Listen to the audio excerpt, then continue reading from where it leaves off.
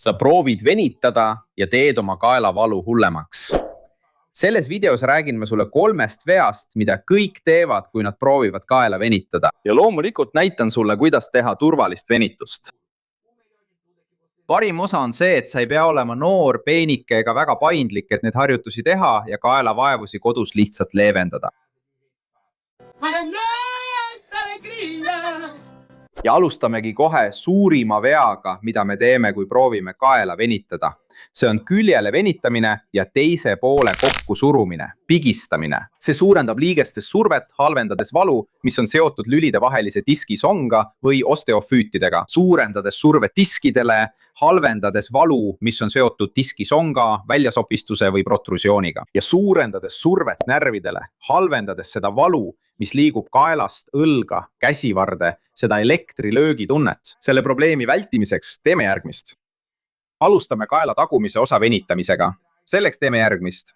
Et seda paremini meelde jätta, nimetan seda tehnikat Silvio mikrofoni tehnikaks.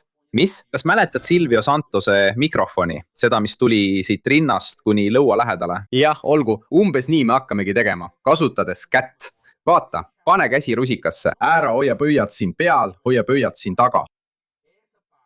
Selle osa paned lõua alla ja alumise osa siin keskmise sõrme juures paned sinna, kus algab rinnaku luu. Las ma võtan mikrofoni siit ära, muidu varsti sa mind enam ei kuule. Valmis hea tahtmisega, eks, kui on hea tahtmine. Selles asendis kasutad teist kätt, et tõmmata pead ettepoole. Ole ettevaatlik, et sa kätt ära ei mulju. See on nagu sa löögastuksid ja pea hüppaks üle käe. Löögastu. Tõmba aeglased pead ettepoole. Löögastu. Löögastu. Sa tunned väga sügavat venitust. Isegi tunne, nagu surve kaelalülidele väheneks. Nüüd on mul siin selline tunne, nagu liiges hakkaks naksuma, tead küll, kui tõmbad sõrme ja liiges teeb plõpsu. Just selline tunne mul on, nagu oleks peaaegu naksumas.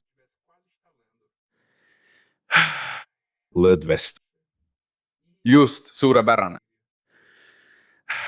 Ja kui me tahame venitada, ootras ma panen mikrofoni tagasi, ja kui me tahame venitada kaela külgmist osa, kuidas me teeme nii, et teist poolt ei suruks kokku, saladus peitub õlas.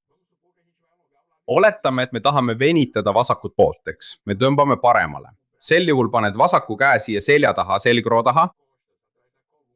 See paneb õla alla minema ja takistab selle üles tõusmist. Siin tõmbad sa pead aeglaselt rahulikult, kuni tunned venitust. Õrna venitust. Sa tunned venitust palju laiemalt, venitust palju täielikumalt, kui siis, kui jätad käe lõdvaks ja õlg liigub kaasa. Näed, sellisel juhul ei veni üldse, ei veni mitte midagi. Siin tunned seda venitust rohkem laiali. Tunne on väga hea. Ja loomulikult teed sa pärast teise poolega, see on väga hea. Teine viga on hingamise kinni hoidmine venituse ajal. Kaelal on mitu lihast, mis ulatuvad roieteni. See tähendab, et need lihased aitavad ja toetavad hingamist. Nii et kui sa üritad venitada ja hoiad hinge kinni või hingad pinnapeanselt,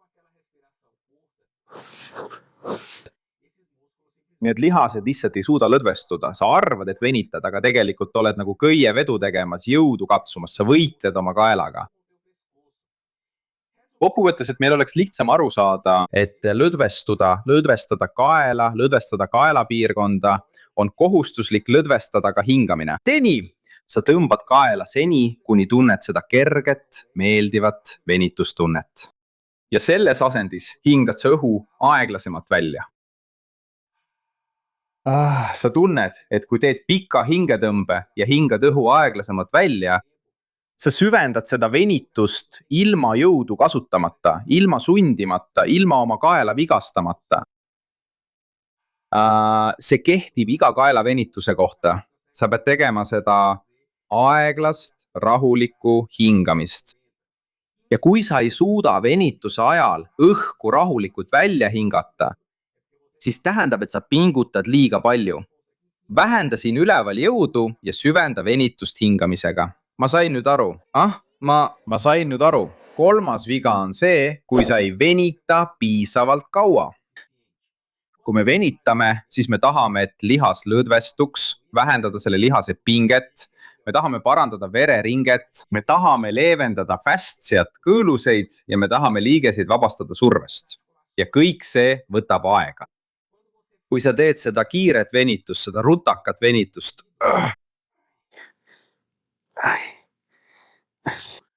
sa ainult süvendad selle lihase ärritust. Lepime nii kokku. Sa teed ükskõik millist kaelavenitust. Mine nii kaugele, kuni tunned õrna meeldivat venitust. Mäletad? Ja siin hoiad asendit vähemalt 5 väljahingamist. Hingad 5 korda välja. Aeglaselt, lõdvestunult ja ilma kiirustamata. Nautides seda löögastuse lainet. Vähemalt 5 väljahingamist. Ja sa võid neid venitusi teha alati, kui vajad, alati, kui tunned vajadust leevendada, löögastada oma kaela, sest selline venitamine ei koorma, ei ole ohtu, sul ei teki isegi seda ärritunud kaelatunnet pärast liigutamist. Järgmine samm on õppida lülisammast survest vabastama. Ja ma näitan selles videos parimat viisi, mida ma tean selleks. Klõpsa lihtsalt siia ekraanile. Ja kui su kael on lõdvestunum, kergem, vabam, jaga seda videot kellegagi, kes seda vajab. Keegi, kes tunneb valu, pinget kaelas ja õlgades. See on kõik, mida ma palun. Aita sellel videol jõuda nendeni, kes seda vajavad.